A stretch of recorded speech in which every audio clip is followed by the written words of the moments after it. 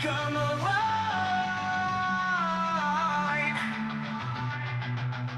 D&D with Angie. Welcome to D&D with A&G. Yay! Woo! Welcome back. Hi, Amy. How are you? I'm good. Welcome back for episode 12. Episode 12.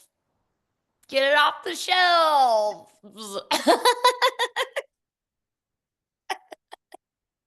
That's a Very hard good. one. Very good. How are you doing? I'm doing fine. How are you doing? I'm good. The world is a dumpster fire, but we are not gonna bring it here. Oh, no. We're going to leave it out there. Leave it We're out gonna there. leave it out there, but just know, sweet listeners, that we agree it is a dumpster fire. We feel it burning. Yes, we do. Scalding. It's hot. It's hot out there. And trashy. But we're going to give you some time to not think about it with us. Woo! We're going to think about a little something different. What are we here to talk about this week on D&D with A&G? This week, we're going to be talking about sports films, ladies and gentlemen, and everyone, y'all, I should say. Just in time for Super Bowl and Very just time. I Super didn't Bowl. think about that. Yeah. The Grammys. I love that. Groundhog's Day. All those other sporty things happening in February. Totally. It's the Super Bowl. Yeah, sports films. I'm very excited about this topic. Same here. Genna, do you want to tell new listeners what we do on D&D with A&G? Sure, yeah. I hope you're not just diving in for the first time, because there's a plethora of awesome episodes to get to really get to know how D&D with A&G works. But if this is your first time here with us, Welcome. welcome. Yeah, you're still welcome to jump in on the sports episode 12. What Amy and I do is take the D&D Dungeons and Dragons alignment chart. This has nothing to do with Dungeons and Dragons. We don't know anything about that. Nope. No judgment. We don't know anything about it though. But we do take their alignment chart, and we use that chart to take any given topic. This week, that topic is sports films, and we take different. Amy and I separately take that topic and place different films within the chart and discuss our picks over the course of the episode. So there's 9 different spaces within the chart. So we have 9 different picks to talk about over the course of an episode. If you want to see what the chart looks like and kind of what the different spaces are and what they represent, you can check those out on our Instagram, which is at D&D Wang. DNDWANG. But you can see pinned at the top of that some examples. But basically, lawful, neutral, chaotic goes across the top of the chart, and that tells you sort of whether you like to follow the rules or don't like to follow the rules. And then good, neutral, evil goes down the top to bottom of the chart, and that tells you whether you are doing something for good or for bad. And then when you combine those things, you get kind of different vibes for every square. Different vibes. That's right. That's exactly right. Welcome to our podcast. We're so glad you're here. We sure are. So how did you approach? Did you do a classic Amy approach this week, or is there anything different about how you filled out your grid this week, Amy? Well, so it was mostly a typical Amy approach, aka just sort of chaotic, if you will. Usually I just have stuff I want to talk about and I'll figure out a way to put it on the chart. I will say though, when I was listening through our last episode to upload it, I don't remember exactly what you said, Jenna, but there was something when we talked about this next topic where I was like, "Oh, wait a second. Seems like Jenna's going to get a little creative with how we're talking about sports films and what we mean by sports films." And so then I was like, I should really sit back and think about this. I should just let the first ones that come to my mind be I need to be a little more expansive. And so I really tried to think about before I started, like really just kind of get a list. I think that's maybe a little more Jenna approach than my usual approach. But I was glad I did that because I think I got some that I would have missed otherwise. So Nice. I did what I said, we're not going to be too specific about how we define sports films. yeah, there it was. Although it's funny because I watched a couple last night, some considered classic sports films that I had never seen before. I watched a couple, and one of them, I got to the end of it and I was like, this isn't a fucking sports film. Why does everyone call this a sports film? And I'll say it at the end of the episode in case it comes up. I didn't put it on my grid because I don't think it's a fucking sports film. But that's going to be my hot take at the end of this episode. But I'm going to wait in case it's on Amy's grid. Because I think it's ridiculous that it's considered a sports film. It is a film about relationships or rom-com. But anyway, No, we'll exactly. talk about it later. That's amazing. So it turns out I am being a little specific about how I define sports film. So tell us about how you approach your grid, Jenna. I mean, as always, I sort of start out with, well, one thing I learned from the Halloween episode, so back in October, we did scary movies. Amy and I both have a passion for scary movies. Yes, and we do. a thing I learned from that episode is I got a little niche with my scary movies because I love them so much that I kind of went off the mainstream and went a little deep tracks with my horror films because I wanted to share the ones I really love with you all. And then I got some feedback from my two listeners, my sister and my husband, that I need to stick with things that people might know and not just talk about things that only I know anything about. And so I did try I to just keep have it. to say, Yes. I like your Halloween picks. You did not get that feedback from me. Well, I appreciate that. I appreciate that. So I did try to hear that and apply that to this episode. So I tried to keep it more mainstream, especially if you're of the millennial era. There was a lot. 92, 93 were big years for sports films. There are five of the films on my grid are from 92, 93. No way. Yeah. Line up when they were. I just happened to because I was just curious what years they came out.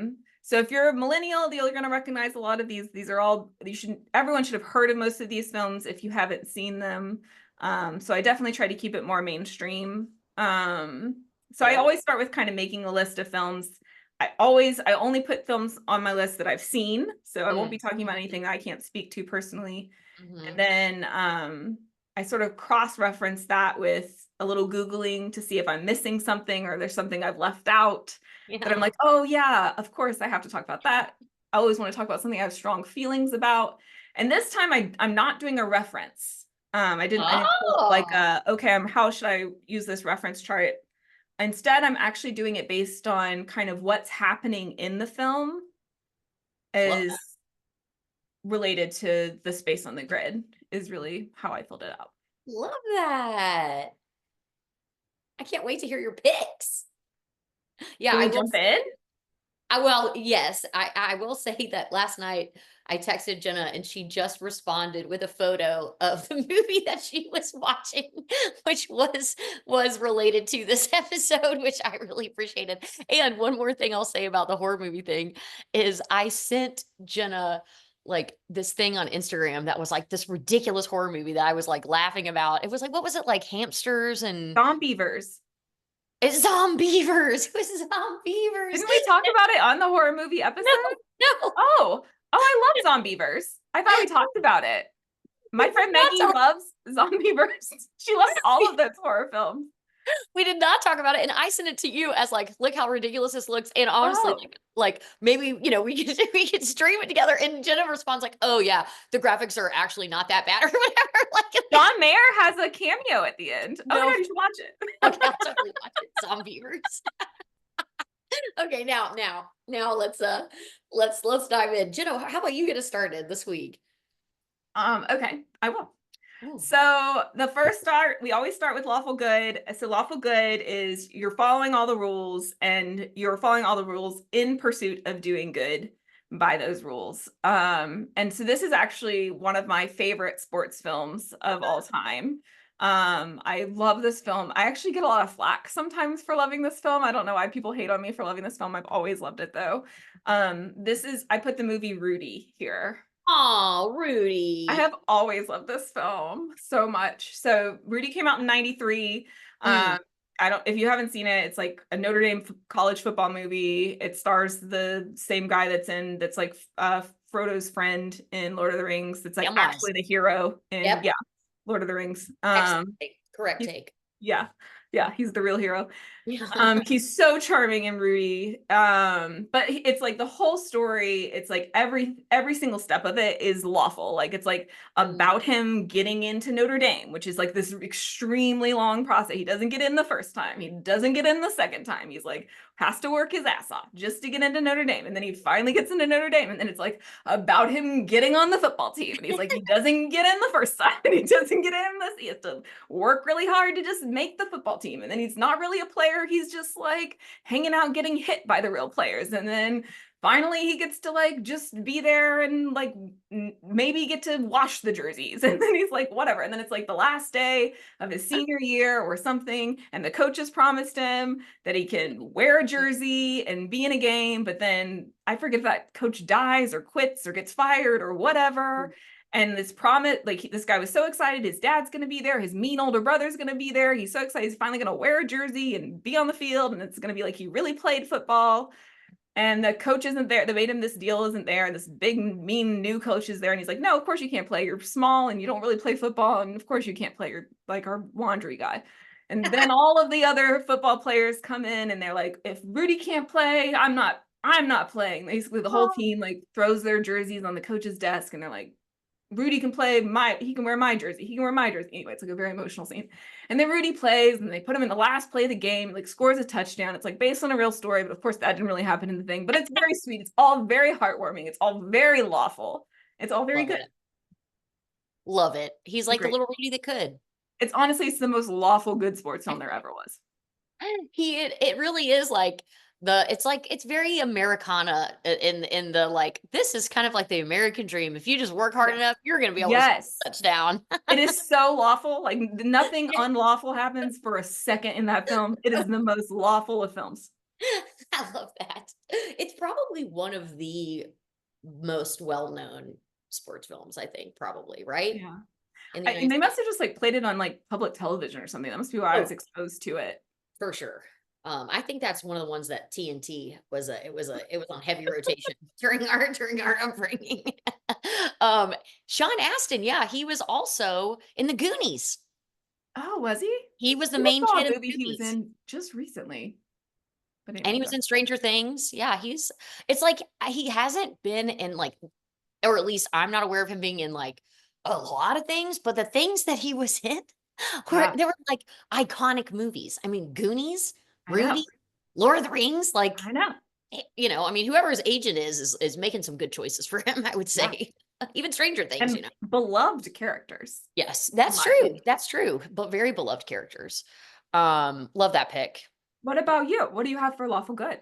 So, just like just like Jenna said, this square is all about following the rules for a good outcome. And sometimes we kind of like roll our eyes at this this category. And this is kind of like I kind of feel that way about this movie. I picked Field of Dreams. Oh, I've With actually, y'all are also going to be ashamed of me because there are a lot of sports movies that I've not seen. I mean, you got to watch Field of Dreams. I know. I've seen a lot of parts of it, but I Yeah. don't think I've ever just like sat down, Yeah. certainly not as an adult, and like just watched it clear through. Yeah. And I love baseball, but anyway. Yeah, go I was on. gonna say, I knew you're a big Braves fan. I know. So Yeah. I should watch it. You got it. And the whole, it's Kevin Costner and they're on a farm and he like it's interesting because it's very much sports, but it's also kind of like a ghost story. What I Right. mean? Like, and there's like ghosts living in the corn, but Right. they're ghosts of like baseball players. And it's Right. his dad, he's trying to be honest, it's been a while since I've seen it. But the whole thing, the sort of line that's repeated is if you build it, they will come. And to Mhm. me, and they're talking about a baseball field. Right. And so he like people think he's crazy because he like cuts down a bunch of his corn and he makes this baseball field. and all these ghosts come out and are like playing on the baseball field.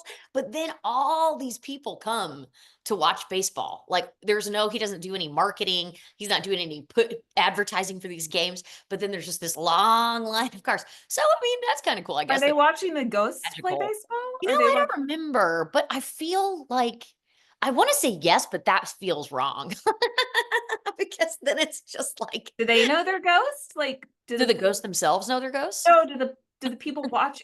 Like, if I they, don't know.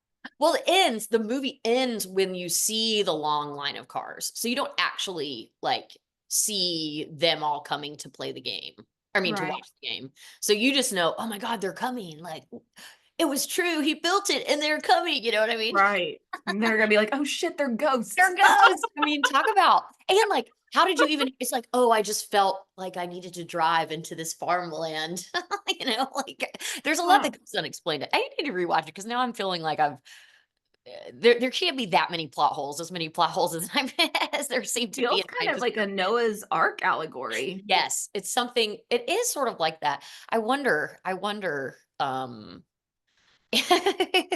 maybe the second half, maybe the part 2 is like 2012 and the world is gonna explode and they all get saved by the ghosts on the baseball field. Oh my Um, God. but to me, it's like if you build it, they will come is like a rule that's followed for the good. And so, and to me, I feel like Field of Dreams is probably like the Yeah. first sports movie. What if you say think of a sports film? I'll probably think Yeah. of Field of Dreams. I mean, I was tempted. I think if I had seen that movie, that is the place I would have put it on the script. Yeah. Totally. Great pick. Thank you. Keep us rolling. Okay, so this is kind of a hot take. Ooh. So lawful neutral is typically one of the places where Jenna and I are like, ugh, worst place on the board. You are following rules just because they're rules. Like what are you doing? You're just doing you get your marching orders and you're following them. You got no brain in your head. You got no discernment. This is a dangerous place on the grid. This is where I put Rudy.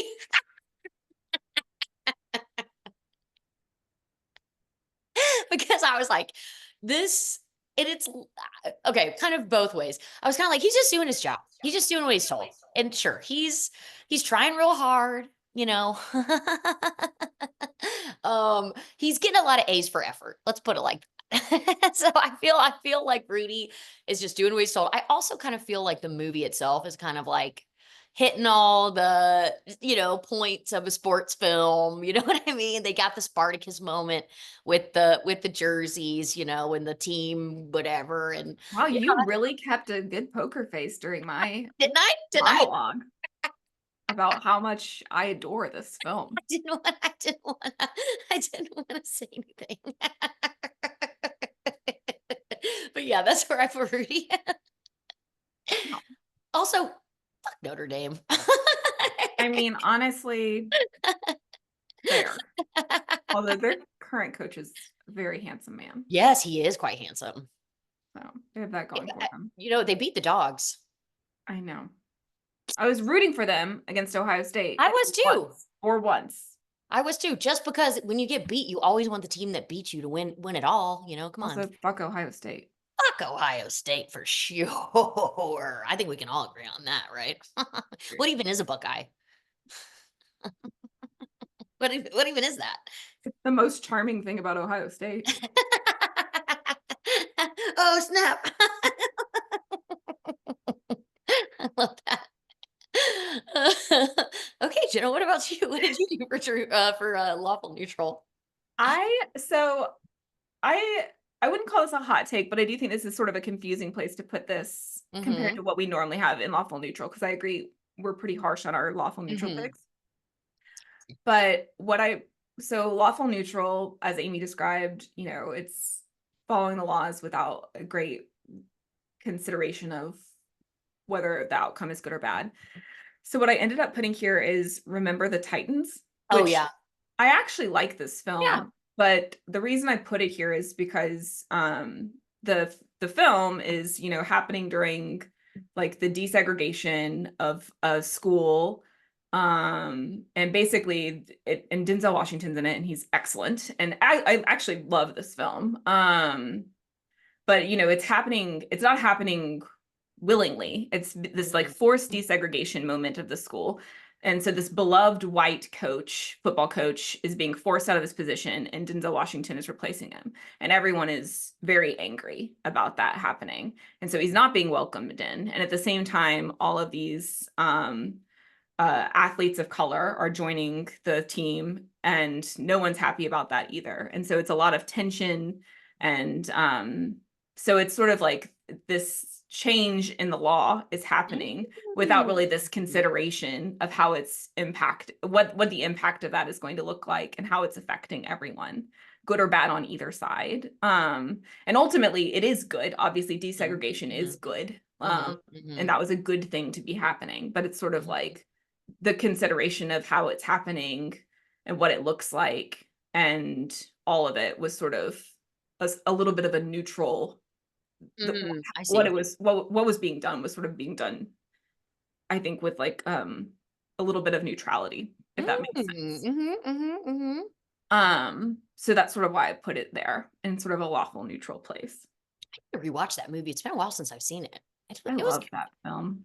I love Denzel Washington. Holy shit. Oh my God. You could just watch only Denzel Washington films and you would just be happy. Oh my God, 100%. Even though The Equalizer, not good. But I'd I still just watched the new Gladiator and it made me really sad that he's so bad in it. Not like he's a bad actor, but like he's a bad actor. character. Uh,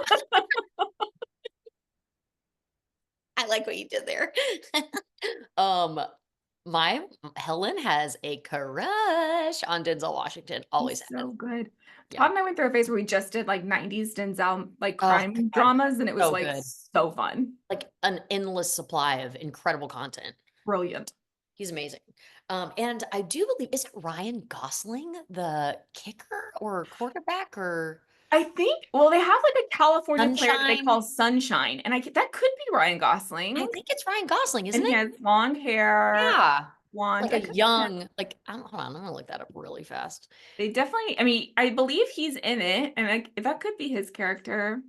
Yep, that's him. Oh my gosh. A very, very young Ryan Oh Gosling. my, I Well, love Ryan and Gosling too. the team like comes together, and like the favorite, Oh, like that player that was like a captain, he gets like paralyzed, right? yeah, in a car wreck. And that's like after they've all gotten their shit together. Like there's Right. like a Gettysburg morning run. Like there's like some Right. intense moments. Like, Right. I mean, I think it's a really beautifully done film. It has a lot of like character arcs. It has a lot of like intensity. It has a lot of Mhm. like seeing through a lot of different people's perspectives. Yeah. And trying to help you understand different viewpoints and what it was feeling like from multiple sides of an issue, I guess. Mhm. Um, That one, I feel like we were in high school it when was that 2000. It was 2000. yeah, that's right. 25 years ago. I mean, don't get me wrong. Like the only right side of that issue to be on is like the Right. side of like we should obviously, but like, but understanding, seeing multiple perspectives is still. I think it was impressive the way they did it. I need to rewatch that. It was good. It was a good film. Yeah. So I'll keep us going with Yeah. lawful evil. So Yeah. I almost had two here, but then I Do realized tell. one of my two was not following my. So here's where I got with my sports film rule. So I was like, okay, I think a sports film like needs to have some sort of game or Mm, competition be a critical moment of the mhm, plot. And it's okay. like if it doesn't have that as like a critical aspect of the plot, like I don't really feel like it's a sports film.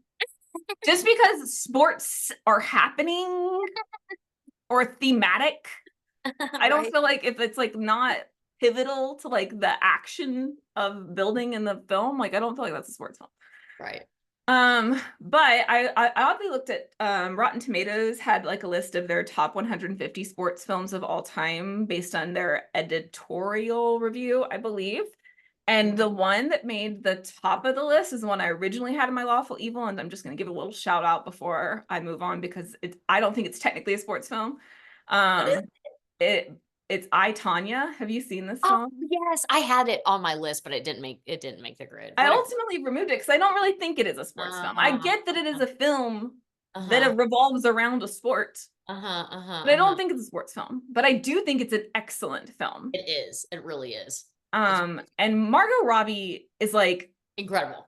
incredible in Incredible. everything she does. She's incredible. Incredible. She's incredible. Flawless, obsessed. Yes. And I thought going into that movie, like there is speaking of like showing different sides, like I was like, there is no way Mhm. anyone's going to show me a perspective of Tanya Harding that is Right, going to make me think anything differently of this woman than the monster that I know her to be as Yep, a little girl who grew up loving figure yep, skating and watched what she did to Nancy yep. Nancy Kerrigan. and sure as Why? shit, I left that Why? Why? movie Don't you being remember that? like, oh my God, Yeah. Tanya Harding. Or Tanya Harding, honestly. I mean, there was some fucked up shit that happened. All of it was wild, but it's a great film. It's a great film. But don't you remember when there's that's what I always do. It's so mean, but like in the footage of when that guy smashed Nancy Kerrigan's knee, she's holding her knee and she's in the ice going, "Why? Why?" Sorry, it's like not funny, but it is kind of funny. No, I mean, that was like a big thing that happened when we were kids, like Oh, I know. huge scandal. I mean, and Tanya Harding was probably like the most hated person in America, at least. Well, You for little girls, I feel like our age, like ice skating was such a Yeah, huge thing for us. right. Like I feel like we did not have other sports to really like women's sports to really Yeah. aspire to. They were not highlighted or featured Mm. the It was like way. gymnastics and figure skating. Yeah. So my mom and my sister and I, we loved women's ice skating Mhm, and we were very into it. And yeah, mhm. I mean, that was like, it was a huge deal. Well, They that's were like a household names. Like they were yeah, I names was of about to people say, we knew. like, right now, I can't name any of the figure skaters, but I knew Christy Yamaguchi, Yeah. um, Nancy Kerrigan, Tanya Harding, and there's another one that I'm forgetting, Tanya Lipinski. Yeah, Um, and some of the male ones too. Like we knew yeah, the men too. I mean, there yeah. were times that they would do tours. Like we would go and see them when they were like in Mhm. Atlanta, like doing Yeah, shows and stuff. Like we would go see Christy Yamaguchi. I remember we loved her. yeah, Christy Yamaguchi. And actually, Um, just as a quick another thing, um, that was a lot of the people who were killed in the recent I know. Oh my in the God. Oh, collision in the air were um coaches, figure skating coaches who were themselves really amazing athletes in their own time. And then all these parents. kids and parents that were on the development US development team. Really sad. It's awful. Yeah. It's absolutely horrifying. Yeah. Yeah. 2025. Ugh, so far. It's really not great. No. Um, Okay, so I Tanya did not make the cut, but what did? Right. Yeah. Well, so the reason I was putting it there, so I'll give a very quick mini analysis. So basically, I Tanya's sort of perspective is like basically the institution of skating like has this ideal of what it's looking for in its figure skaters to be this certain type of person and this certain type of woman, and sort of this idea in its mind. And Tanya Harding didn't fit that because she's sort of from this poor family, and she didn't really fit this what they were looking for, and for that was sort of pushed out intentionally and sort of held back from being Mm-hmm. in some ways. And so that was sort of that's the sense of the lawful, sort of this establishment sort of working against her. So that's sort of the lawful evil piece. That's sort of why I put it there. Okay, so what I ultimately ended up going for with lawful evil, even though so once again, weird place to when I say lawful evil, don't immediately think I hate this film because I actually love this film, is Moneyball. But this is for a totally different reason. I love the film Moneyball. So if you haven't seen it, also because I love baseball, but Moneyball is like, once again, it's using rules and patterns for your benefit to like work for you, using systems to Mm-hmm. work for you. I wouldn't necessarily say, evil is probably like a little bit too strong, but it's like to work using a system for your advantage, I think is how we talked about it last week. Chuck E. Cheese, if you want to check Yeah. out that episode, chain restaurants. But One of my we favorite talked about analysis of the entirety of our podcast. what?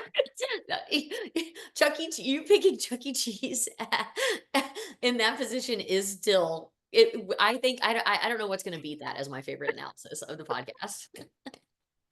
But if you think of lawful evil as using a system that's in place and using it for your advantage, specifically, that's sort of what Moneyball is all about. It's like sort of figuring out the system within baseball, and instead of doing traditional baseball, using traditional baseball strategy to win, is sort of working this sort of weird baseball strategy and figuring out that you can kind of win in a weird way that's not super exciting for the fans or for anyone else, but you can actually win that way. And they're using that for the Athletics. And Brad Pitt and Jonah Hill are in it, and it's a lot of fun. And you can kind of be like a little bit of a numbers nerd and not even a sports nerd and really enjoy this sports film. So that's why I put Moneyball here. And I love that. I love that pick. Love that analysis. And I love the I, Tonya analysis.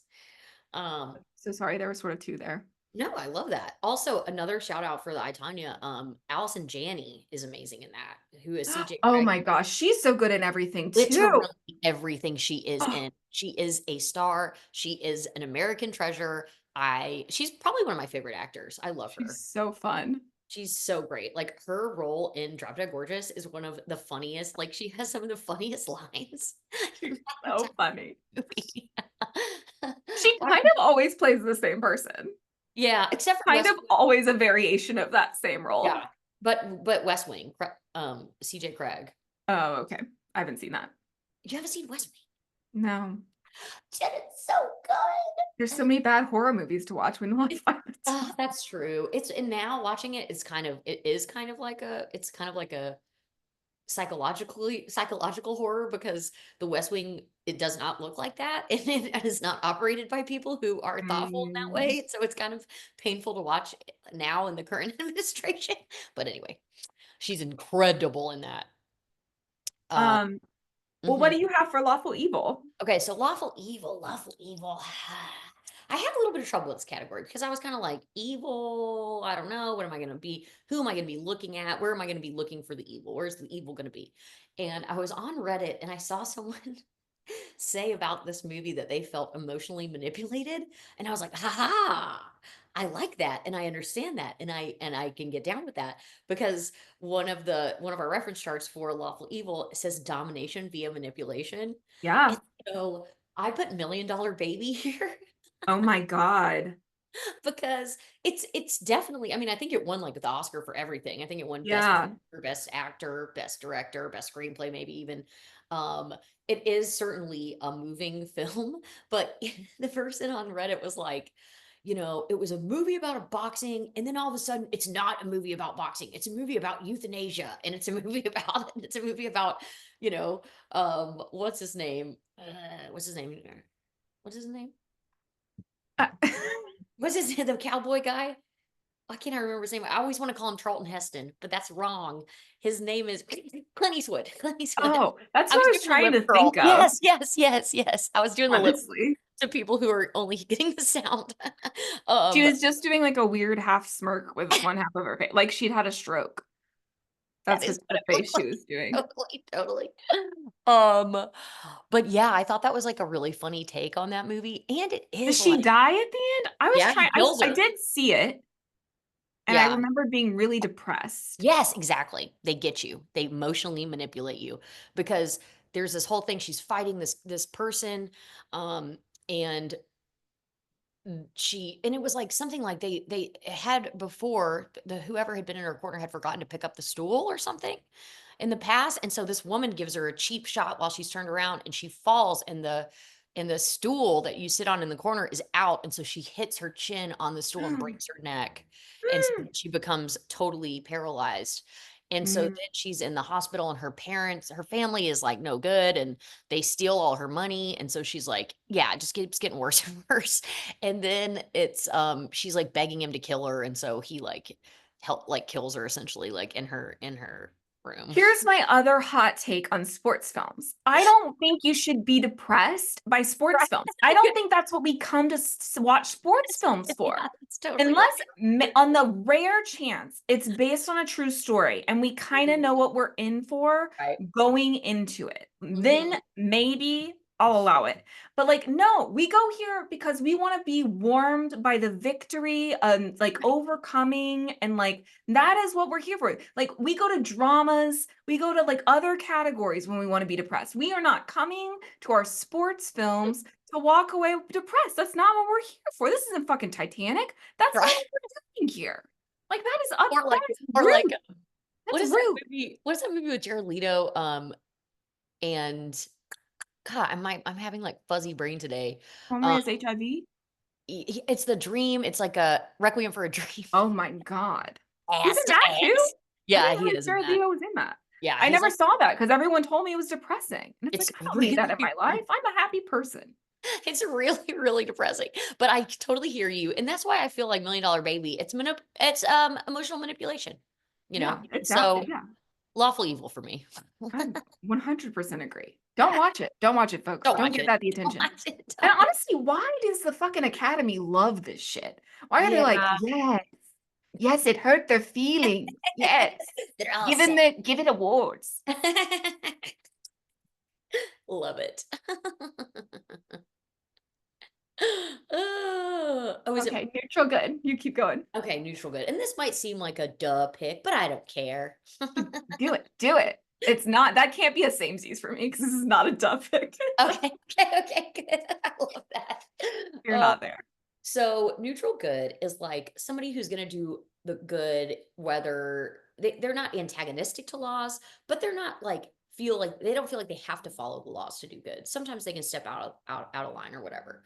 And for me, this is a league of their own. I love A Oh. League of Their Own. It's such a good movie. To me, of course, it was like technically they were following the rules because they created a league for women during World War II when all the bros were gone. Because they, baseball is America's pastime. People wanted to watch baseball, and so they made these women's leagues, and these were, real. This actually happened. Incredible athletes, and they did such a beautiful job with this movie. Tom Hanks um, as the coach is really good. Madonna, Rosie O'Donnell. I'm realizing, and it was the time, but they have like one reference to the fact that Black women were not allowed to be a part of these leagues. And at that point, Black men were they had segregated leagues. So I mean, there was just like a small sort of mention of that because there was a game and there was a Black woman that was watching, and a ball rolled over to her and she like threw the ball back in, and it was like obvious that she had like a really good arm, and they were kind of like, hey, hats off to you or whatever, and like identifying that wasn't something that Black women were able to do. But putting a pin in that, I just like as a little kid, as a little girl who really loved to play sports and be active and be athletic, and it was a really wonderful movie for me to see. It was like women like really kicking ass, and it did also I think did a good job of identifying also the absurdity of like being a woman in that situation, because like were expecting you to be a good athlete and do all the things that baseball players would do, but you had to wear a skirt, and you had to like go through makeovers and do all this dumb shit and like go to manor schools and stuff.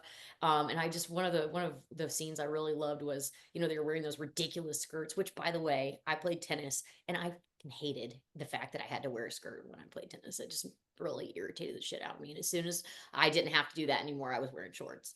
But this woman slides into like a base, like you do in baseball, and she had this strawberry, like this huge bruise on her leg that is like a foot long and is nasty. And it's because they made him wear these ridiculous outfits. So I appreciated that they sort of balanced that, like these were serious Mm. athletes who had a lot of ability, and they still had to go through all of the be feminine and whatever, according to the standards of that time. So I thought I liked that I thought it did that really well, and I thought it was really well acted. So yeah, that's my pick. Well, I have to say, I knew that this moment would come on this episode where I have to confess that I've never seen A League of Their Own. No. which I know is a travesty, and it was on my list of sports films I should watch before this episode. You've got to watch it. You will love it. I It know. It really is like I gave Todd like 3, and I'm the one that didn't pick. He would have was like, "Well, pick one you want to watch," and he wasn't like he was like, "I won't watch A League of Their Own." He was like, "Which one do you want to watch?" And I was like, "I want to watch Jerry Maguire." So it's my fault.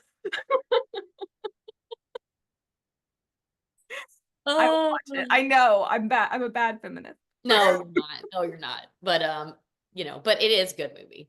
I want to watch it. Oh, and by the way, they're starting a women's professional baseball league in the United States. I heard that. Isn't that cool? Also, you saying that though about the outfits, like nothing makes me happier though, is like when I see these like athletes who are sort of rebelling against whatever their athlete, like there are a lot of tennis players that are doing Serena that. Williams is the GOAT. Yes, and Coco She's Gauff the has done it too, Yep. and some of the other ones, even like volleyball players have done it a lot and like push back on whatever their athletics, either their shorts are too short or they're just like not interested in wearing whatever. And I love women being like, that's not what I'm wearing, I'm not doing that.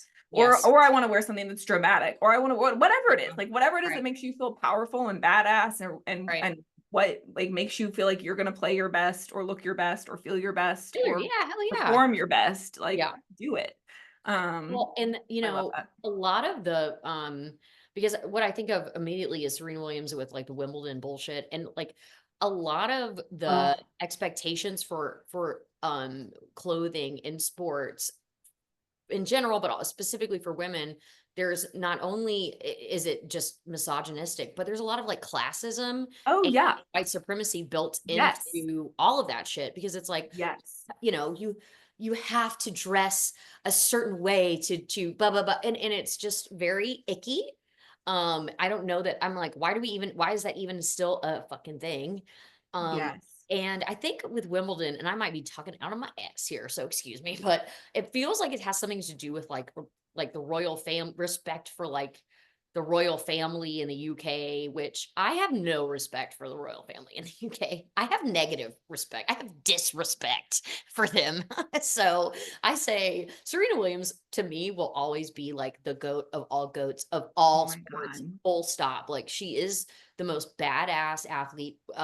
Regardless of gender, sex, whatever whichever one you want to talk about, she's the GOAT of all GOATs. And I love her Incredible. for like you're saying, for kind of being like, no, fuck you, I'm the best. What are you gonna do? I'm the fucking best.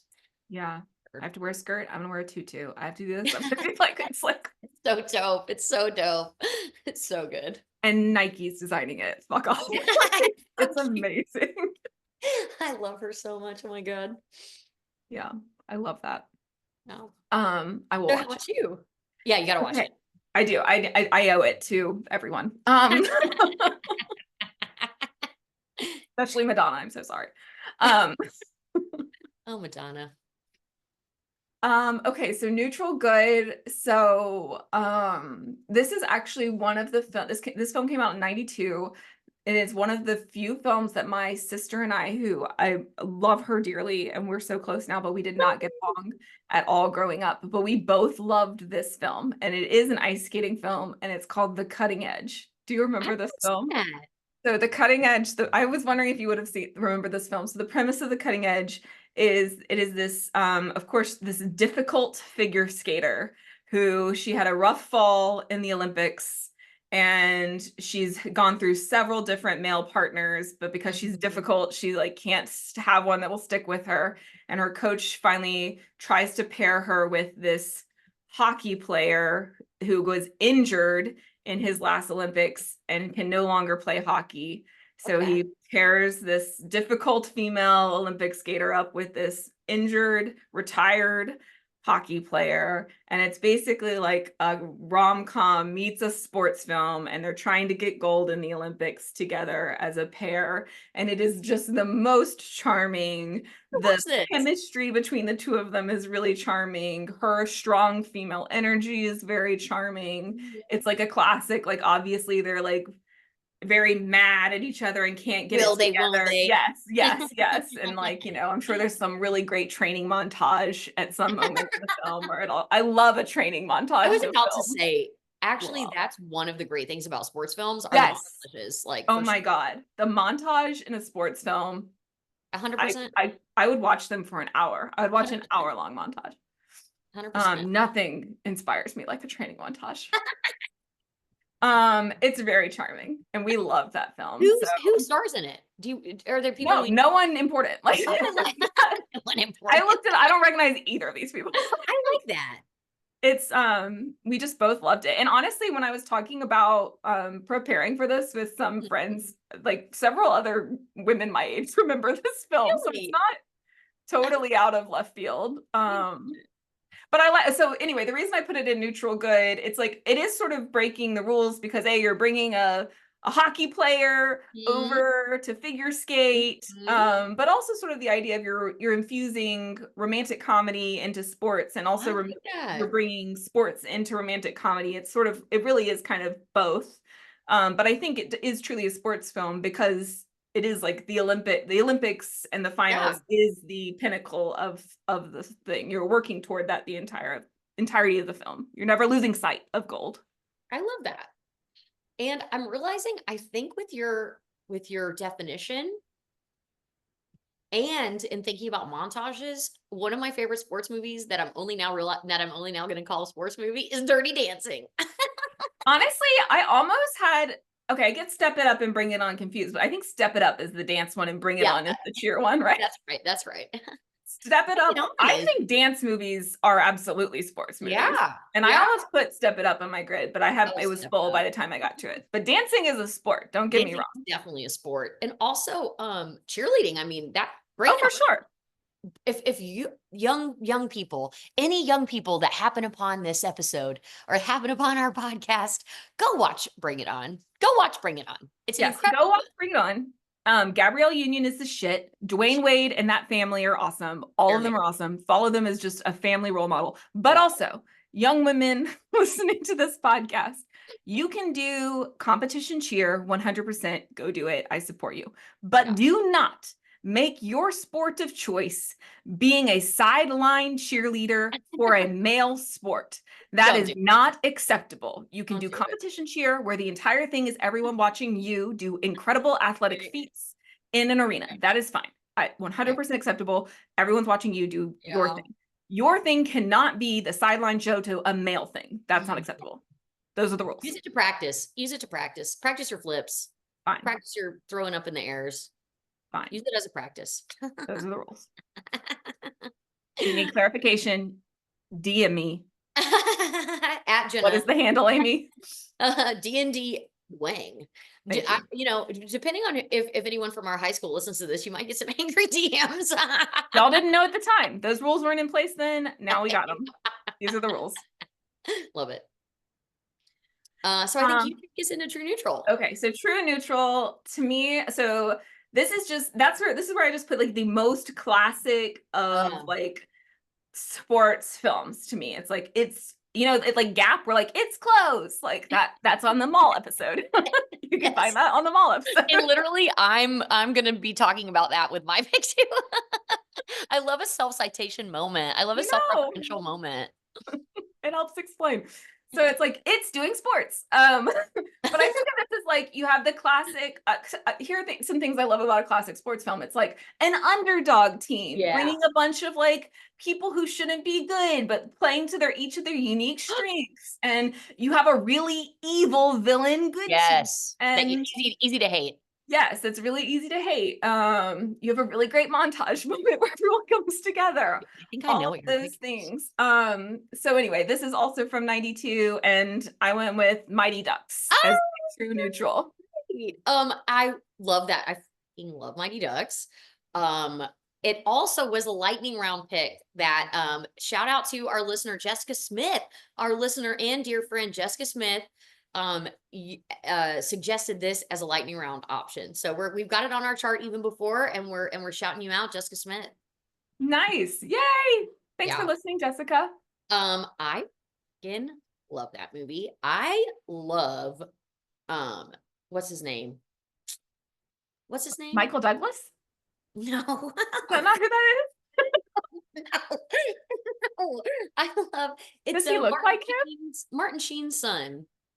That's not Charlie Sheen. Emilio Estevez. Emilio Estevez is the coach. Oh. It's like not even close. Who did you They say? don't look alike? Wait, who did you say? Who did you say? Michael Douglas? Okay, I They mean, don't look alike? maybe. I mean, they're both like kind of short white dudes, so They're men? they're men. They're men. I just love like how they make Emilio Estevez at the beginning of the movie like such a tool. You know, he's like in a nice car and he's got the like 90s The like lawyer that he's has a a DUI, lawyer. apparently. And he is like that is like to me the epitome of how media portrays lawyers, or at least at that time, you know what I mean? Like he's got like the high tech like cell phone that's like huge, you know, and he's all like that. And then those kids, they just melt his icy lawyer heart. But he also had this like weird trauma with He did. his failing his coach. I mean, I just happened to read the synopsis on IMDb this morning because I wanted to be like, what was the Right. backdrop? Like, what was the Right, story on right. this film? And I didn't He realize it was did. like so heavy. It is, yeah. And it's the coach that's on the other team that's like the Right. coach. I mean, that coach is traumatizing kids like left and right. You know, I mean, well, and I will say, sports as a kid can easily be traumatizing. That's true. You know, you're right. Honestly, a lot can really traumatize you. People need to be careful with kids. Fucking That shit kids, freaks you God, get it out. together, kids. So soft. Everything Oh my traumatizes you. I'm just kidding. I'm just kidding. But no, like I mean, I haven't picked up a tennis racket in like 20 years probably because it just got to be no fun at all anymore because it was just such a point of not only anxiety but like wrapped up in my self-worth, you know, and like Oh, people being like you should be winning but you can't, but you aren't, like you're better, you're athletic enough to be winning but you're mentally weak. I had adults telling me that I was mentally weak as a child, and oh my God. Who? I Like a was like, coach? uh yeah, and like yeah, and that will stick with you. I actually, Eric and I a couple years ago were going snowboarding. I, you know, didn't learn how to snowboard until I was like 32. And it's scary. It's scary when you're on a steep hill and you're going down, you know, and we kept trying to do this like one particular run that I kept falling on, and we were going up the ski lift. And I literally, I wasn't even thinking about it. I was like, oh, well, you know, I'm pretty mentally weak. So that's probably why. And Eric was like, what did you just say? And I was like, well, I have a problem with mental weakness. And he was like, Amy, and and I was like, Oh my God. I hadn't even realized that that had like stayed with me, and I just thought that about myself, that like the reason I can't do something is because Holy my shit. mind like can't take it. I'm just too mentally weak. That's so fucked up. I know. So yeah, sports, if you're not careful with like how you frame sports Girl. to a kid, it can really fuck them up. There is nothing weak about you. Well, thank you for You saying better like but rewrite that narrative right now. That is trash. well, but what's funny is I hadn't even, it was just something that I was like, you know what I mean? I didn't even, I said it. Accepted. You Yeah. just accepted it. I was like, that's just how I am. I just can't handle things mentally. That's awful. So anyway, yeah, trauma related to kids Oh my sports. God. Whoa. Yeah. That Um, triple deke. That's what he couldn't do the triple deke. damn. That's The what happened. flying V. I love the flying V. When they come out with a flying V, Incredible. and you know what? The sequel is really good too. The sequel was good. Yeah, the sequel's really good. They did And a they great the job. sequel, they have a girl. They bring the girl Yes. skater. Because I think she was a figure skater, right? That was the deal. Yeah, yeah. Excellent. Love that. What's your true neutral? Okay, so this is where I put Moneyball. Oh, did you? Yeah, yeah. And my thing is like, you know, what we said it's what did you say? It's doing sports. It's doing sports. My thing was like, it's math. This is math. I did say like people who like math and not really sports could be Yeah, no, exactly. Well, in like for this space, I think we had said like but for me, that's why it's neutral, is like we're literally talking about math. Like as long as you can do the math, you can win. And so in a way, I do really enjoy the movie. And the story is very cool. And I like it because it was a way for a team, for a franchise to kind of With no money. A franchise has no exactly, money. exactly. Because like that's so fun where, oh, okay, so just the richest team is gonna be the best. Like, Fuck you, what the the heck is Yankees. that? Like that's lame. Right. So I like that aspect of it. But then when I just like what you were saying, I think when you were describing it is like it's not necessarily like that fun to you know, I mean Oh, we bunt some yeah, people on. We walk some people on. Some people get a sacrifice fly. right, exactly. So Occasionally we get a single. I thought I was like, that's when I was with Moneyball. It's just like, this is truly neutral. It's literally numbers. It's just math. And it worked. It worked for them. And this guy went on to go into other franchises and I think had similar success because he's literally like, guys, it's math. Just do the math. I just love Jonah Hill so much, though. You could put Jonah Hill in anything and I would watch it He's, because he's excellent. He's an I think excellent he's actor. so charming. Yeah, he's an excellent actor. His sister is really good too. She was in Booksmart. Oh, Have you seen Booksmart? yes. I love Booksmart because Incredible. it made me think so much of you and me. I was thinking of you. I was thinking of you the whole time when I was watching Booksmart. When they go and they put on their outfits to go out and they're wearing like the same thing. It's like, who told you that you could be so beautiful? You Which know? one is she?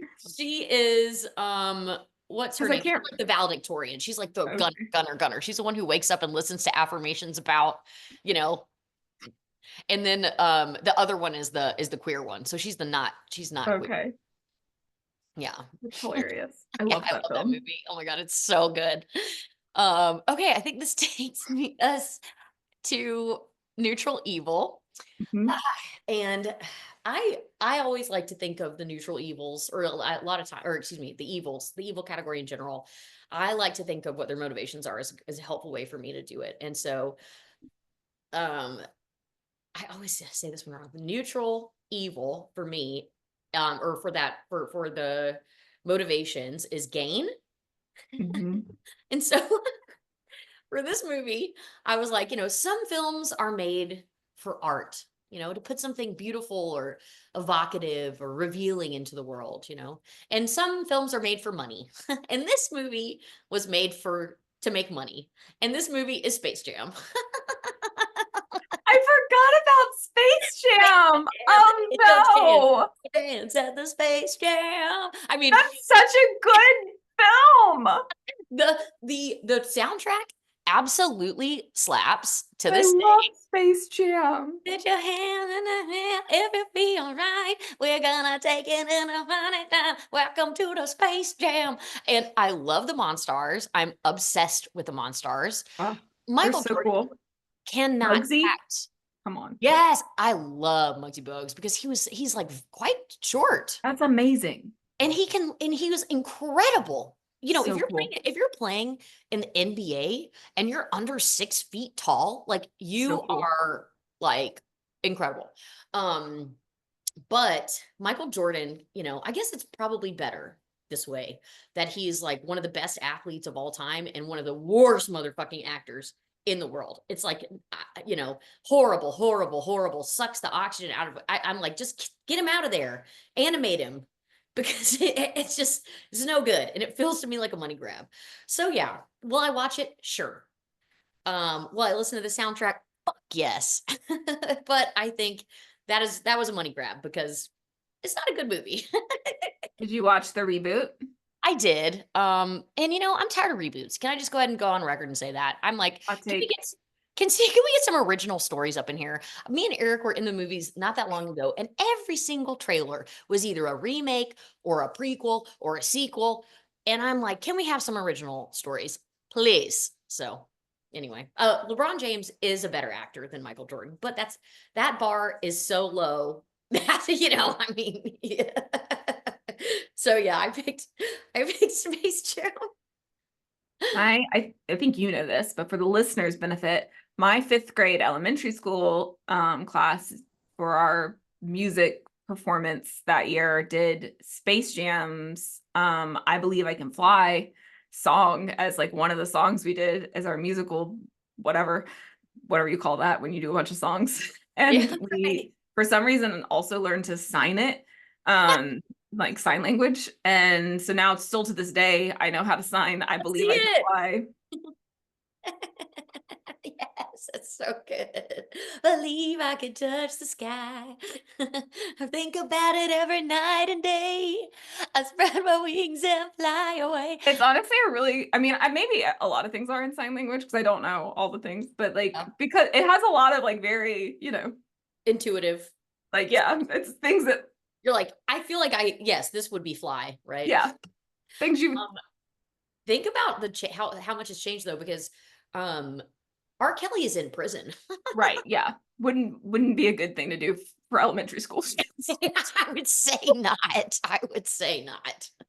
It seems like he deserves to be. I mean, I'm a prison abolitionist, but he definitely deserves some consequences and accountability. Let's say that. Knowing now what if we had known then what we know now, R. Kelly would not have been allowed to be on that soundtrack. True. Soon to be not even the worst I mean, famous rapper in prison. So Jesus. Anyway, okay. So, what about you? What did you put here? so for my neutral evil, I put Blindside. Oh, that's such a good pick because ew, Because yeah, because a little bit ew. because okay, because you know, neutral is like you're neither following the law, you're sort of like neither following the laws nor you're doing what needs to be done. Um Unfortunately, maybe in a little bit of a self-servicey kind of way. Oh God, Because it's a little cringing. bit of a white savior story I love that ultimately. a little bit of lightsaber story. I don't think Sandra Bullock knew it at the time, but that's ultimately what it has turned out to be. Yeah. So yeah, it's become a very icky story. So yeah, it's kind of gross feelings about it. So that is why I put Blindside in neutral evil, That's an because excellent pick. it's like you weren't really breaking laws, or maybe you were doing whatever it took to kind of make yourself look good Ugh, or money or whatever in ugh. in service of self. Because I heard right when it came out that like they got all the money from like they've profited, the families profited off of this story. And it wasn't even like it made them look so, or supposedly made them look so good. In reality, it was well, and also, even when you don't know that sort of extra stuff, like it is still like, oh wow, this story about like this white lady that really saved this black kid's life is just ew, guys, come on, like give me a break. Yeah. And if I were Sandra Bullock, I feel like, what do you do with that Oscar? You know, it's kind of like, what do you do with it? I mean, Did she win an Oscar she for that? won for Best Actress. No, Yes. no, it was Yeah. not that good of a film. No, no. Even before you find out all this No way. She did not win Best Actor for that yeah, film. she did. Like, what are you gonna do with that Oscar? I feel like you had to melt it down and donate the proceeds from the gold, or if it's probably not gold, but I mean, that's Probably not. it's probably not gold. That's ridiculous. Of course, it's Yeah, not. I feel like maybe to like minorities in athletics programming or something. Like, I would not be telling people or showing people about that Oscar. That's like a shame. Shame, Oscar. Shame, shame. Yeah, I mean, I definitely like. I don't think that story definitely didn't break until like Right, after right, that movie came out. Like, I think that's kind of partially probably why it broke, right, because that movie was successful. right.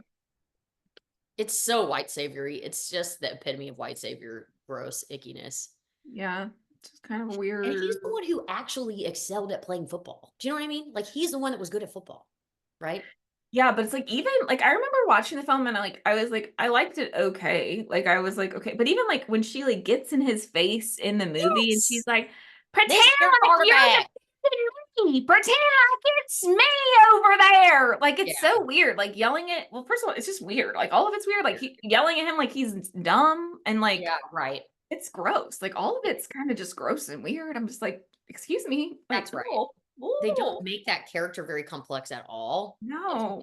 It's just about her, really. I know. And they make him seem like he's not bright and Yeah. not and yeah, and it's just like, what is happening here? Yeah. Like That's such a just good because pick. he's quiet and a Right. large man does not mean he's not Right. intelligent and like And capable of like having complex thoughts. Like, well, and also he's the one that excelled at something, not her. He's the one that did all that. yes. He did it. That's such a good pick. Oh my god, because ew, ick. And Ugh. like, yeah, like, and it's honestly very similar. I'm gonna bring up my Jerry Maguire hot take. Just hope you don't have it on your grid. Because here's the thing, folks, about Jerry Maguire, which I watched for the first time last night. One, it's not a sports film. It's a rom-com or a movie, or maybe a drama. It's a movie about relationships, and I think it was good. I enjoyed it. I thought it was a great film. But here's the thing: it's not about Jerry Maguire. It's about Cuba Gooding Jr., who gave a hell of a performance. He I've sure always did. liked Cuba Gooding Jr., but I've never seen him in a role like that before, and he crushes. He was very It's good in that. incredible, start to finish. He comes in, delivers energy at a 150 where no one else is. Jerry Mhm. Maguire is arguably hateable for 95% of the film. Cuba Gooding Jr. likable 110% of the time. Also, Cuba Gooding Jr.'s wife, who is like Renee George or Renee, what, she's Renee Zellweger. yeah, no, it's Cuba Gooding Jr.'s wife Oh, I'm sorry. in the film. Is she's an incredible actress. Like, she's hugely popular today. Anyway, she's incredible still. She's like just peaked recently. Anyway, she's also awesome 100% of the film. And Jerry Maguire does nothing for this man. No. He does No. nothing for him. He gives him one really shitty pep talk, Yeah. and then they basically give the entire film credit because he gives him one.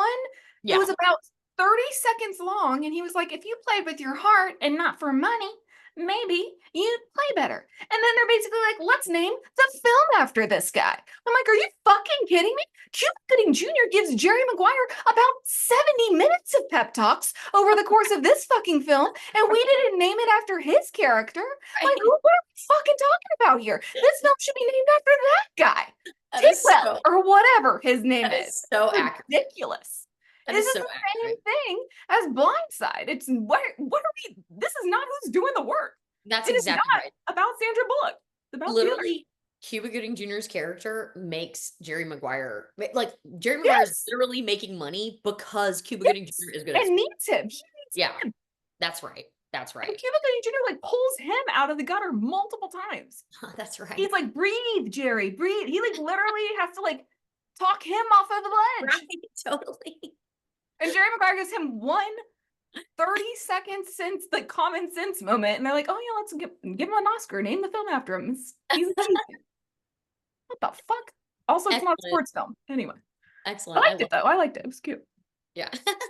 They named it the wrong thing, but I They like named it after the wrong person. classic. If you love horror and you love Cuba Gooding Jr., I really recommend season 7, I want to say, of American Horror Story, but it's called Roanoke.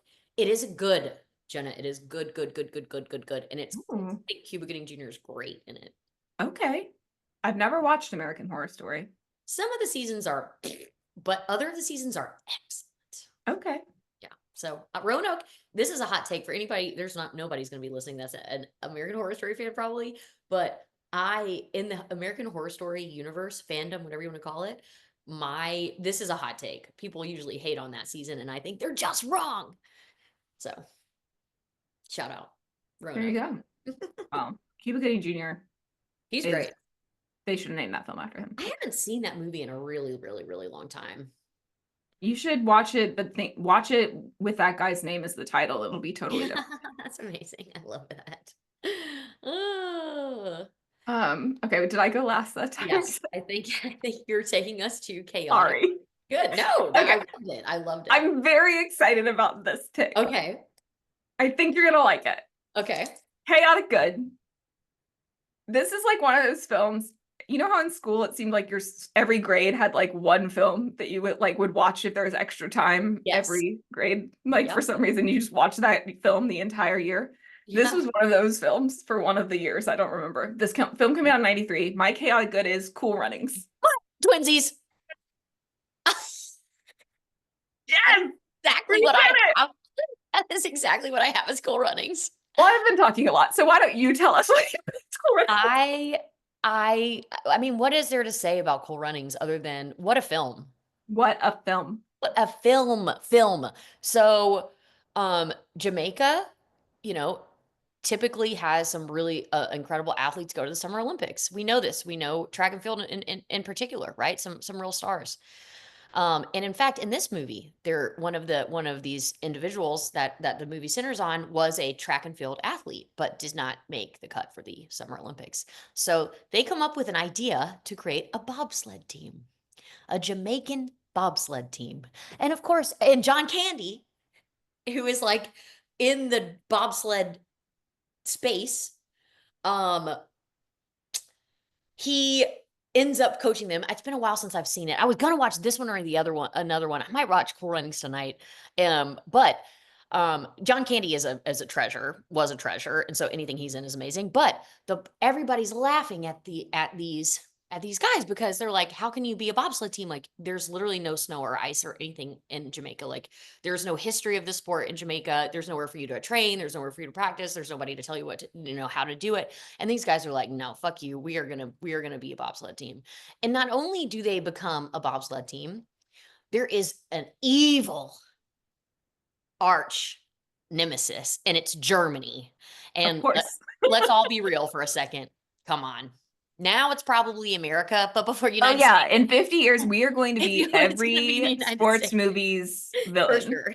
For sure. But back in the 90s when we were coming up, Germany was very easy to hate. Okay. It's like now, unfortunately, we're the ones that are doing the Nazi salute. Wah, wah. But it was like they were, and there was like, if I'm remembering correctly, there was like some coded like racist type of things, kind of also. Maybe it was like kind of low key, but it was there. It was there. And one of the Yeah, things they about said, I mean, I read the IMDb and yeah, it said like when they got there, when they finally get to the Olympics, they're not welcome because everyone thought that they were going to make a mockery of the sport by being there. which So yeah, yes, so that's same. yeah, same. Like they were being treated very disrespectfully. Nobody was giving them any, it was that's all kind of honestly like a hard parts of the movie to watch because everybody's just so fucking they're such dicks. They're like so mean and horrible.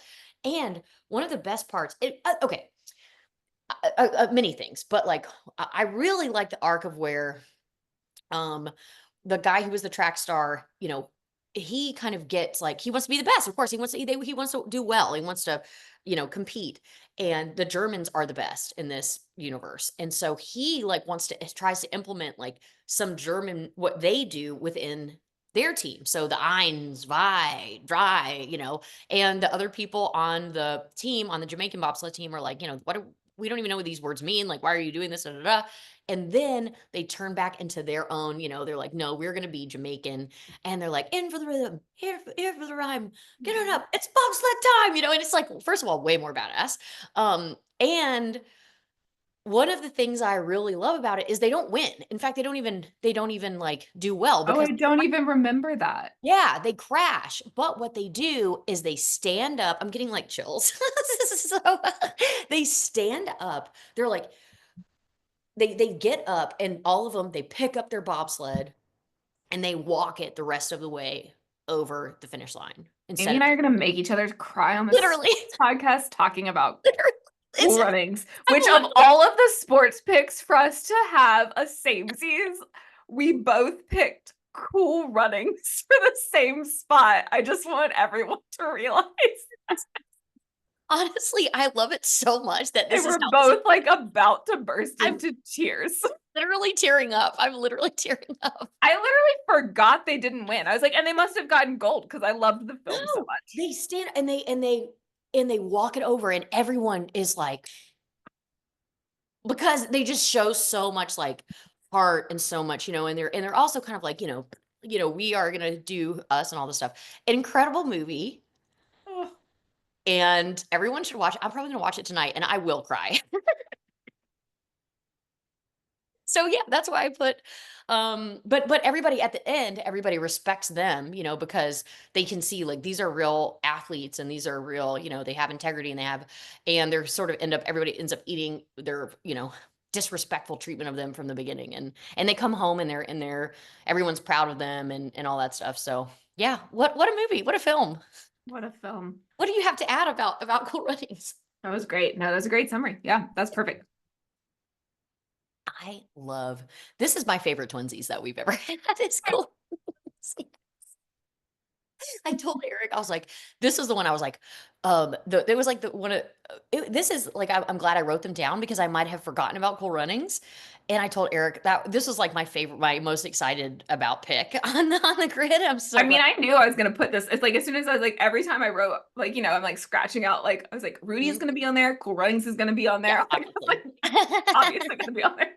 Cool Runnings has to be Do on you there. remember? It was like middle school. We like watched it Yeah, like all the like time. 40 times that year or All the something. time. And it's something like, yeah, for in the rhyme, get on up. It's bobsled time. I just remember them being like, we in Jamaica have a bobsled That team. team, we had the one Senka and the one junior. Dun, dun, dun, dun, dun, dun, dun. And then one of them had an egg. He would have it. Remember? He had kept an egg. And it was kind of like if you Oh, the egg. I don't remember. I gotta rewatch it. I gotta rewatch it. One of the athletes had an egg. But it's so good. So good. it's so good. So good. Okay, well, you keep us going into Okay. chaotic neutral. I love that we had twinsies for goal runnings. Amazing. Okay, so okay, this is another movie that I really love, and in fact, I watched this real fast before this episode because I wanted to sort of familiarize myself because I feel a real kinship with this movie. And to remind people, chaotic neutral is like liberty, freedom, self-choice, like like you want to be able to do you essentially, like that's sort of like individualism is how I think of it. And this movie is Little Giants. Oh, okay. And Little Giants, for those of you who don't know, around the same time period, it's about it's about a community pee-wee football team. And you start out meeting these two brothers way a long time ago in the past, and one of them is super athletic and goes on to become like a Heisman Trophy winner, or at least nominated for the Heisman Trophy. And the other guy's like Rick Moranis, who I love, much loved Rick Moranis. And they the brother that was a good football player, he's like going to be the coach of this community pee-wee team. And at the beginning, you see them at tryouts, and there's one girl who comes out for tryouts, and it's obvious that she's one of the best athletes out there. She's one of the best at football, but she doesn't get picked for the team because she's a girl. And she even has like a name, like Icebox. They call her Icebox. She's like a fucking linebacker. I mean, she is a bad bitch. She like just like fucking crushes people, but she doesn't get picked just because she's a girl. And so because of this, and because of the other kids that didn't get picked, because Rick Moranis goes to his brother and he's like, it's pee-wee football. Why don't you just let them all be on the team? Like, what are you doing? Why are you acting crazy? And the brother's like, well, you gotta be good. I'm not trying to tell these kids that they're going to be able to play football when they're not able to play football. So the whole thing is that they form their own team of ragtag misfits, which is kind of like, one of those things that is a good, you see in a lot of sports films. Um, and basically I had forgotten about this part, but there's a big game that they're practicing for that's going to be against the other team in the community. And they're like, we're terrible, we're suck, we're not going to be any good. And they find Devin Sawa to be the quarterback. Devin Sawa, if you recall from, I don't remember when we were talking about him and Casper and having crushes on ghosts as a child, but we did in one of our episodes. And here's another Devin Sawa movie. He was, Report back. Maybe the October horror movie episode. I think it was horror movie because I think we were talking about Final Destination, and Devin Sawa was in that. Devin was a hottie. But she gets convinced to do cheerleading instead of play the game because basically she kept being told by people left and right that she'd be strange if she played football and that boys wouldn't like her, and she liked boys, and she liked Devin in particular. And so she goes to the big game and she's cheering on the sideline. She's not even playing in the game until one of the guys on the other team does a late hit on the quarterback, Devin Sawa. And so then she just marches right back in the locker room, puts on her gear, and comes out and just starts to crush. And so I really love the game because the movie, because I really wanted to play football as a young child because I was taught how to play football because I grew up in a football house. I grew up in a sports house. I also learned how to hit a baseball and throw a curveball, throw a spiral, catch a football. In fact, this is a football injury from playing football. But I was told in no uncertain terms by my parents that it would make me strange. And so I was not allowed to try to go out for Pee-wee football, even though it was what I really loved doing. And instead I became a cheerleader because that is what I was told I should do as a girl.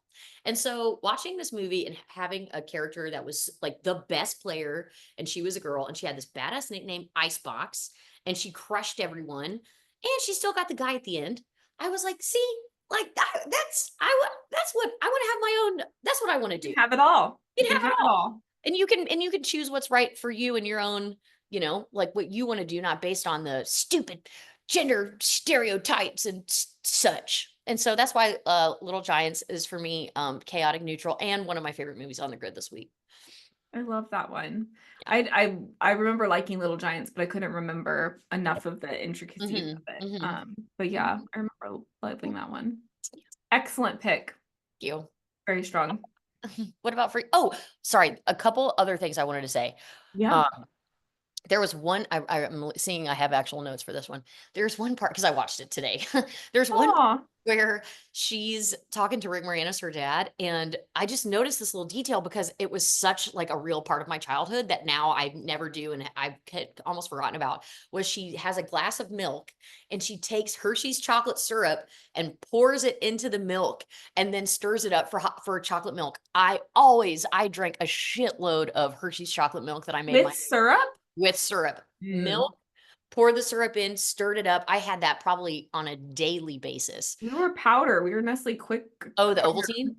Powder. Oh, the Nestle. Yeah. No, Like we powder did people. we did the syrup. And then the other thing I really liked is not only did they have that whole thing that I described for a girl on the team, but there was also like boys on the team that weren't like didn't fit into the, Mhm. and so for one of the guys, he would like cry a lot. And Yeah. there was a part where he was like, I can cry if I want to. And it doesn't mean, and so I really like appreciated that they also did sort of a little bit of that, like talking about how, because it's true, like there's this one stereotype for the girl, but then there was also the stereotype for the boys that they couldn't be emotive in any way and all that. So I really appreciated that too about the movie. It is wild watching these movies from the 90s and even early 2000s, like how much has changed even just in that like short Mhm. amount of time. Like I know we feel like in the dumpster fire of the universe, like nothing has changed, but we have actually made some Yeah, form of that's true. progress and it feels like nothing, but there has been some change that has happened. Yeah. So if you feel like we haven't gone anywhere, watch a film from the 90s and you'll feel Yeah, that's true. What about you, Jenna? What do you have for your chaotic neutral? My Chaotic Neutral is a film I watched with Todd, I think within the last year. It's another baseball film. It's I think the oldest film on my grid. It's from 88. Bull Durham. Oh yeah, with Kevin Costner. Yeah, and Susan Isn't that Kevin Costner? Sarandon. Yeah. Yeah. I And it's haven't like seen it though. it's kind of weird. That's why it's like a minor league baseball team. Yeah. And it's like Susan Sarandon is like a floozy that like sleeps with the pitcher of the minor league baseball, the whatever's the star pitcher of the minor league baseball team. It's like honestly, I love her and I loved her I in love this her. film. But I like left the film being like, I don't know what just happened. I don't even know how I feel about it.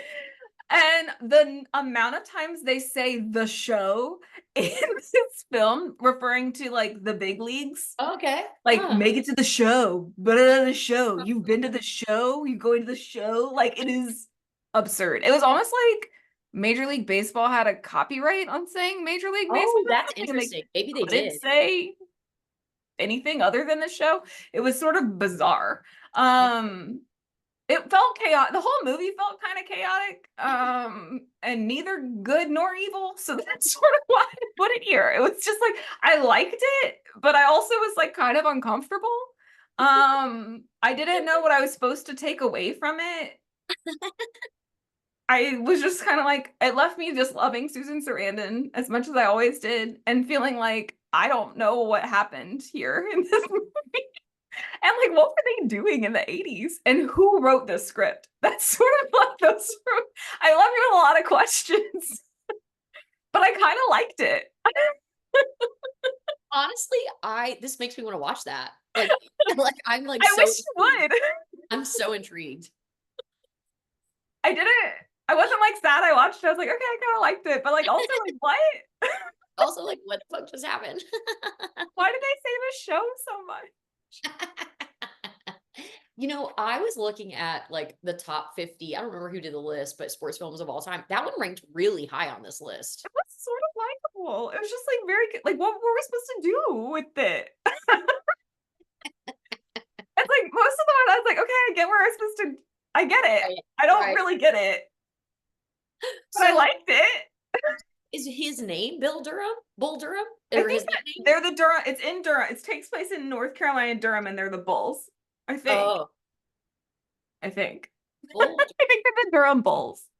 Okay, that's interesting. I'm gonna have to watch that. I'm so intrigued. Please do. And like they're, yeah. Plus, watch it and report back. I will. But I liked it. Yeah. It felt very chaotic neutral. I mean, it sounds It is like the Red Lobster of Bull of Durham, movies. the Red Lobster of sports films. Like it is endless shrimp for sure. And It may put it out of business, but they're gonna keep serving it. they're gonna do it. By God. I love it. Give the people what they want. I love it. Okay, what is your, is it you? Do you, Your turn. oh God. Okay, chaotic evil. We're there. We're here, people. You're still with us. You God made it. bless you. You've done it. You Okay, made it. chaotic evil. As mentioned earlier, sports movies shouldn't make you sad. So, this is the 92 film that is both chaotic and I think evil because it leaves you feeling sad. It has the whole film has you rooting for character arcs and change and improvement, and you think it's happening in these characters, and then at the end they just yank the rug out from under you and no one has changed and nothing is different and you are left devastated, and it is white men can't jump, and I am so mad at this film. And it took me a really long time to like Woody Harrelson again. I haven't seen that in so long. I need to, because I do love Woody Harrelson. It's heartbreaking. You're in these women in these men's Oh, lives who are rooting so hard for them to do that's the right right. thing. But they just can't. They And just can't. and you really think they're going to make better choices. And they just don't. I'm remembering. You're right. That is a bummer. Just watching over and over again. And you see it coming. You're like, dude, don't do it. Don't do it. And they do it. Can't do it. They just can't help themselves. So I feel like it's the chaotic evil. Like I just feel like it's like as far as like what's happening in it is pretty chaotic. Yeah. And then the evilness is just like what it's doing to the audience to me. Like it's just like, come on. They're poor partners. I mean, good grief. I know. And also it's like kind of like almost like a gambling addiction. Yeah, it is like that. What an incredible title. I mean, it does like lure you in immediately. Yeah, And I mean, I love a good hustle. Like I love a good like pretending like, oh too. yeah, of course we'll play you 2-on-2 basketball. You got a white guy on your team. And then he turns out being really good. Like that's fun. Honestly, fun. that's a good point. A good hustle is very satisfying. Yeah, that's fun. That's a fun. I'm into it.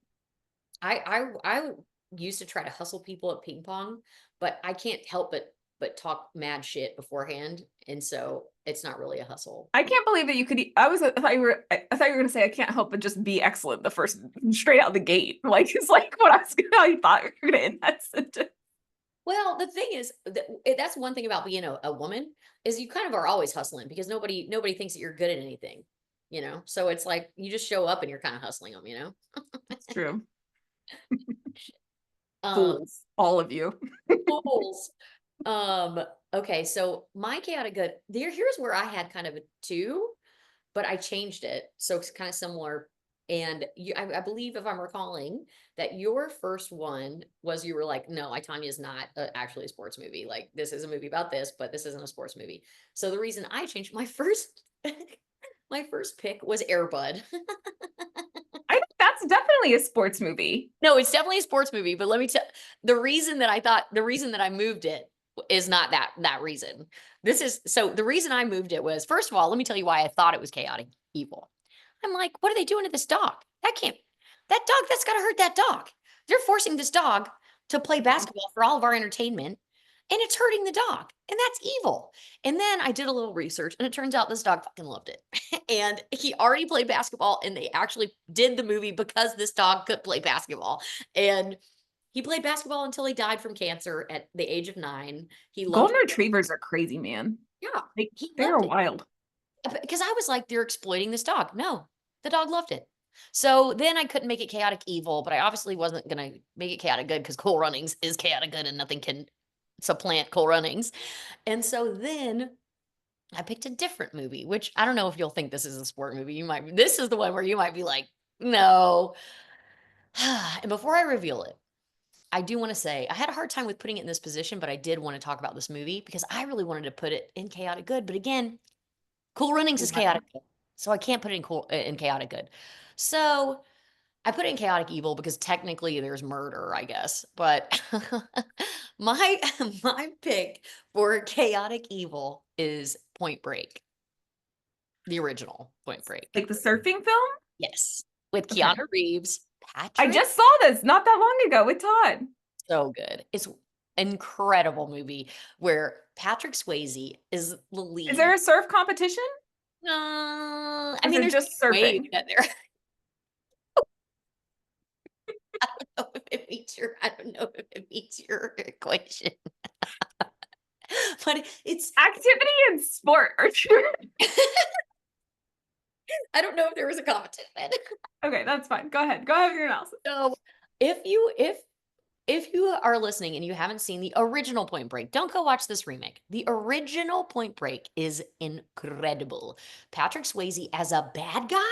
Like, what? Yes, please. And he is a surfer that leads a band of surfers in bank robberies where they wear masks of ex-presidents. It's amazing. And the only reason I want to put it in chaotic evil is because they do kill some people. Because rob a bank, they're insured. People are going to get their money back and fuck banks. So I'm all on board with that. But don't kill people when you're doing it. You know, try not to be violent is what I say. And Try, she says. Do your best, she says. Give it the old college try. But it's so good because Keanu Reeves is undercover. He was an athlete in college, I think, a football player or something, and so he's very athletic. You know, it's kind of the thing. And they're like, we think that there's somebody embedded in the surf community or something. I don't remember why they were like, this is a good idea. But he literally goes undercover to like figure out which surfers are like robbing all these banks. And it's so good. And they escape, but the bank robbers, except for the only one that actually escapes is Patrick Swayze because the other guys get shot and killed. And so Patrick Swayze gets away and Keanu Reeves eventually finds him because he goes to where he knows the biggest wave in the world is going to be. And so he finds Patrick Swayze on this beach in Australia and it's raining. And he's like, I got you, man. You're going to have to come back in. You're going to have to come in with me. And Patrick Swayze looks at him. He's like, no, man. I'm going to ride that wave. And he like paddles out and goes out to ride this huge wave. And it's like too big. It's too much of a swell. The wave overtakes him and and so he's like, I'm gonna let him go. I'm gonna let him go crush this wave like one time before he dies. One last time before he dies. Incredible. Incredible. So good. Love it. I had to have it on the grid somewhere, and this is the only place left. I two things.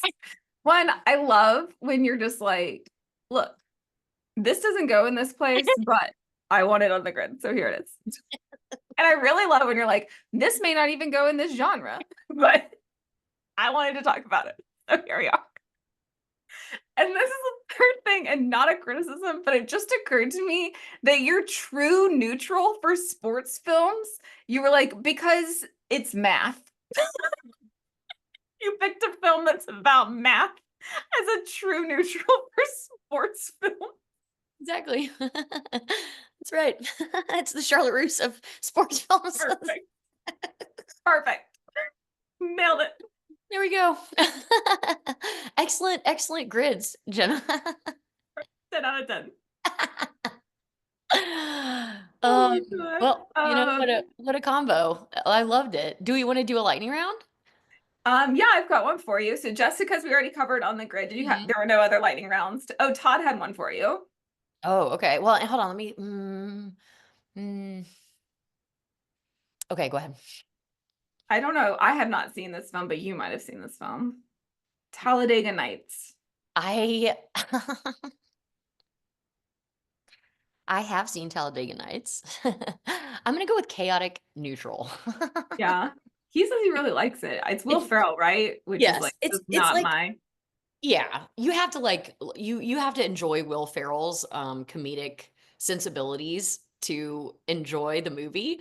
But there are some really funny aspects of, they're poking fun at NASCAR, and like their Oh, kids. it's not. Oh, I guess that's Blades of Glory. I was picturing the Oh skating yeah. one. No, this one is about NASCAR. And like for example, his kids are like drinking like 2 liters of Mountain Dew at the dinner table, like straight from the bottle and like stuff like that. So it's very chaotic. And it does do a good job of just sort of like really making fun of NASCAR, which is like huge. Like one of the most watched sports, I think. Helen, in fact, loves NASCAR. Yeah, I mean, I think it's huge in the way that country music is huge and the Republican Party is huge. There you go. I guess it's no secret that there's They're connection. out there. They're out there, she says with that smile. I love it. They're there. We can't really do anything about it. That's a good one. Okay. Well, in that similar vein, Happy Gilmore. I haven't seen it. um It's Adam Sandler, right? Adam Sandler. And honestly, I feel like comedy is because I don't know that you can I do like wouldn't go down a golf rabbit hole because I have not seen many of the golf okay, films. okay. Well, and I don't, this is how I feel about golf. Ugh, honestly. So I golf. plead the Because fifth talk about like for classism the and sake of my career. fights. Oh, sorry, right. I forgot about that. Let's on the golf. Okay, how about why can't I think of any more sports movies? Hold on, let me just think. Okay. All right. Oh, okay, okay, okay. List of sports films. Let's go. Oh, actually, why don't we do Bring It On? Oh, okay. Um, I feel like Bring It On is like Mighty Ducks. Like I feel like that's a Mhm, true neutral film. Like it's like got all of those sort of classic pieces. It's like this underdog story against this mhm, villainous team of white chicks. mhm. That like, it's like this group of people that's like underfunded against the like rich evil white team, and sort of you've got this like classic good versus evil Love narrative. So I feel like it's like kind of a true neutral sports film, not in the math way that you think about it, but in the Mighty Ducks way that I think about it. One of the most badass scenes in that movie too is because we were talking about like the ickiness of white savior or whatever, is like Kirsten Dunst, because Kirsten Dunst didn't know that they were stealing the cheers. She was like Right. appalled. She finds that out, but a lot of other cheerleaders on her team knew that. So she goes to Gabrielle Union and is like, here's a check so that y'all can, compete. And Gabrielle Union's like, rip. She's like, fuck you. I don't want your fucking money, bitch. And that is very badass. And I like that there is an actual, because that's like looking at like that whole dynamic, right? And is like, no, Yeah. bitch, we don't want your fucking charity. Get the fuck out of our gym. I love that. And also Yeah. I saw something on Instagram the other day that was like, I'm a millennial and I work at this place and I'm gonna go see if people know this cultural watershed moment for my childhood. And so he goes into different offices and it's like Gen Z kids and he's like, okay, I'm gonna say something and you finish the sentence. And so he goes, Brr, it's cold in here. And the people are like, are you okay? Like, what's going on? Like they just like have Can no I get you a jacket? yeah, exactly. It's just hilarious because they're all like, "What's happening right now?" And Oh then he my finally goes God. into a colleague's office who's like around his same age, and she's like, "There must be some clovers in the atmosphere." It's like so good. Oh my Oh, God. love it. That's amazing. Oh, Um, do you want to talk about what we're doing for our next episode? This is a new, big, exciting thing. yes, yeah, absolutely. So next week's episode, we're bringing in our first ever special guest expert. So we're super pumped. We're bringing in our Another one of our closest friends from youth, so from middle You school. way back. Amy and We were Tiff go 2. back to since We how were 2 long? years old in the same 2 preschool class. years old. Yeah. Oh my God. Yeah. And then I was roped in middle school. Yep. So, but Tiff is a diehard Disney fan. Yeah, So Tiff. we're bringing Tiffany in as a Disney expert, and the topic will be Disney princesses. So we'll be putting Disney princesses on the chart. We're super pumped. So look out for us to throw it up on the Insta. If you have a lightning round pick of a Disney princess you want us to be throwing up at the end, reach out, let us know, and also give us feedback on this one. What we what we missed, how you feel about Amy's math picks. Or how you felt about mine. Thank you for listening, and I love you, Amy. I love you, Genna. Bye. Bye.